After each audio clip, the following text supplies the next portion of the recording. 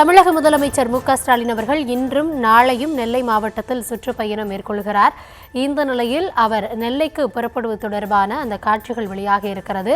நெல்லையில் திமுக சார்பில் இன்று மாலை நடைபெறவுள்ள கிறிஸ்துமஸ் விழா கொண்டாட்டத்தில் அவர் பங்கேற்கிறார்.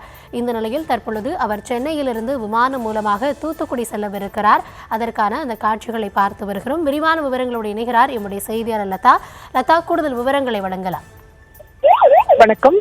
பல்வேறு அரசு நிகழ்ச்சி மற்றும் கட்சி நிகழ்ச்சியில் பங்கேற்க தற்பொழுது சென்னை விமான நிலையத்திலிருந்து கோவை புறப்பட்டிருக்கிறார் முதலமைச்சர் அவர்கள்.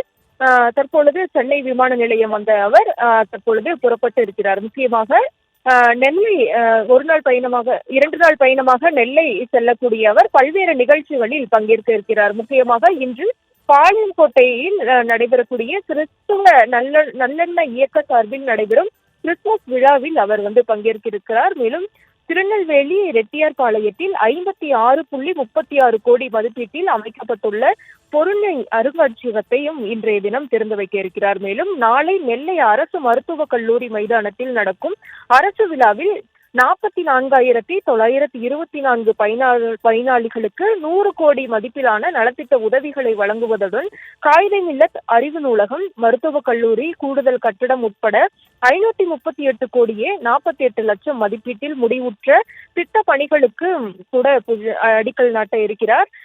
அந்த வகையில் பல்வேறு நிகழ்ச்சிகளில் பங்கேற்க இருக்கும் நிலையில் தற்பொழுது சென்னை விமான நிலையத்திலிருந்து முதலமைச்சர் அவர்கள் நெல்லை புறப்பட்டிருக்கிறார்.